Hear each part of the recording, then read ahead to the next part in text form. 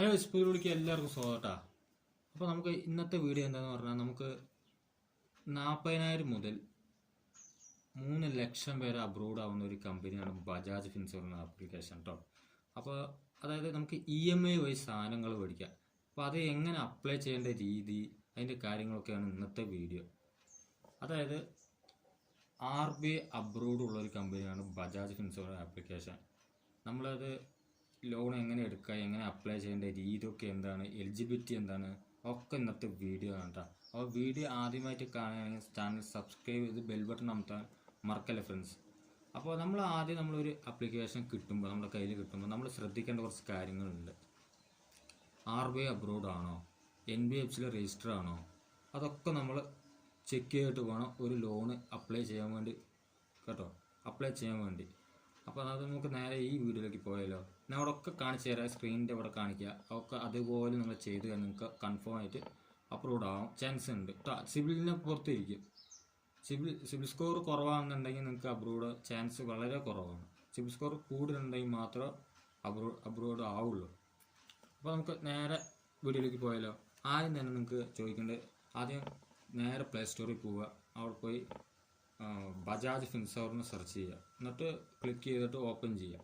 Open ചെയ്തതിന് ശേഷം mobile number കൊടുക്കുക. അതിലേക്ക് ഒരു OTP വരും. ആ OTP കൂടി എൻ്റർ ചെയ്ത് കൊടുത്തു കഴിഞ്ഞാൽ അടുത്ത സ്റ്റെപ്പ് നമ്മൾ ലോൺ അപ്ലൈ ചെയ്യാൻ വേണ്ടി പോവുകയാണ്.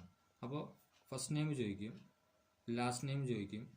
മിഡിൽ നെയിം ഉണ്ടെങ്കിൽ മാത്രം കൊടുത്താൽ മതി, ഇല്ലെങ്കിൽ കൊടുക്കേണ്ട ആവശ്യമില്ല. കൊടുത്തു കഴിഞ്ഞാൽ അടുത്ത സെക്ഷൻ പോകുമ്പോൾ നിങ്ങളെ സാലറിഡ് ആണോ അതോ സെൽഫ് എംപ്ലോയ്ഡ് ആണോ ചോദിക്കും. അപ്പോൾ മാക്സിമം സാലറി തന്നെ കൊടുക്കുക. എന്നിട്ട് മന്ത്ലി ഇൻകം ചോദിക്കും. മന്ത്ലി ഇൻകം കൊടുക്കുക. കൊടുത്തതിന് ശേഷം നിങ്ങളുടെ പാൻ കാർഡ് ഡീറ്റെയിൽസ് ചോദിക്കും. അതും കൊടുത്ത് കണ്ടിന്യൂ ബട്ടൺ ക്ലിക്ക് ചെയ്യുക.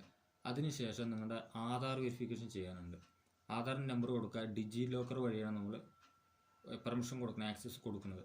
അപ്പോൾ കൊടുക്കുക, നമ്പർ കൊടുക്കുക, അതിൽക്കൊരു OTP വരും, എൻ്റർ കൊടുക്കുക, എലോ ചെയ്ത് കൊടുക്കുക. എന്നിട്ട് സബ്മിറ്റ് കൊടുക്കുമ്പോൾ നിങ്ങളുടെ ലോണിൻ്റെ അവിടെ എത്രയാണ് വെച്ചാൽ അത് ഓഫർ വഴിയായിട്ട് കാണിക്കും.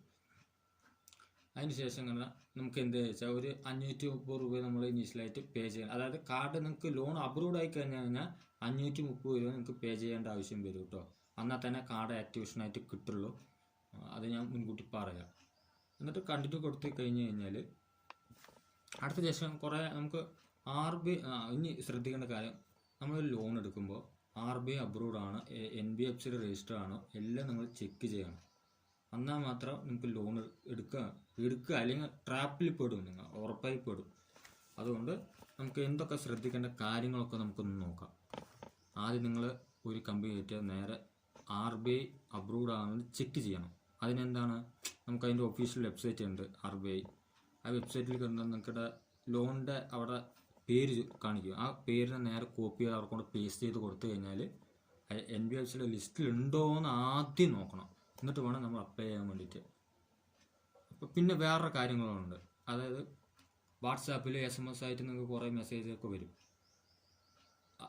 എനിക്ക് ഇത്ര അബ്രൂവ്ഡായി, എനിക്ക് 1000 അബ്രൂവ്ഡായോ, 15,000 അബ്രൂവ്ഡായി, ഇത്ര ഇനീഷ്യൽ പേയ്മെൻറ്റ് ചെയ്യണം എന്നൊക്കെ പറഞ്ഞിട്ട് നിങ്ങൾക്ക് മെസ്സേജ് വരും. അതിലൊന്നും വീഴാണ്ടിരിക്കുക, മാക്സിമം ഇഗ്നോർ ചെയ്ത് വിടുക.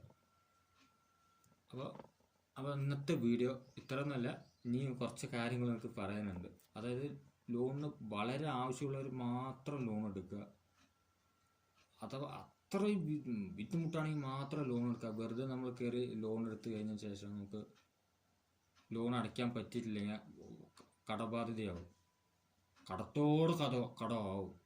അതുകൊണ്ട് നോക്കിയും കണ്ട് എടുക്കുക. എൻ്റെ വീഡിയോ ആദ്യമായിട്ട് നിങ്ങൾ ചാനൽ കാണുകയാണെങ്കിൽ ചാനൽ സബ്സ്ക്രൈബ് ചെയ്ത് ബെൽ ബട്ടൺ അമർത്താൻ മറക്കല്ല ഫ്രണ്ട്സ്. പറഞ്ഞത് ഓർത്ത് വയ്ക്കുക കേട്ടോ. RBI അബ്രോഡ്, NBFCയിലെ ലിസ്റ്റ്, കോണ്ടാക്ട് ചെയ്യ ഡീറ്റെയിൽസ്, അതൊക്കെ നോക്കിയതിന് മാത്രമേ ലോൺ അപ്ലൈ ചെയ്യാൻ പാടുള്ളൂ. This not promote only for education purpose only. Okay, അപ്പം അടുത്തൊരു വീഡിയോ കാണുന്നവരെ സൈനിങ് ഓഫ്. എല്ലാതും ഞാൻ പറഞ്ഞ പോലെ കറക്റ്റായി ചെയ്യുക. പിന്നെ തെറ്റിക്കേണ്ട സമയം എന്താ പറഞ്ഞാൽ, നിങ്ങളുടെ ലോൺ ഓഫർ ആണെങ്കിൽ അഡ്രസ്സിൽ അതേ അഡ്രസ്സ് തന്നെ കൊടുക്കുക.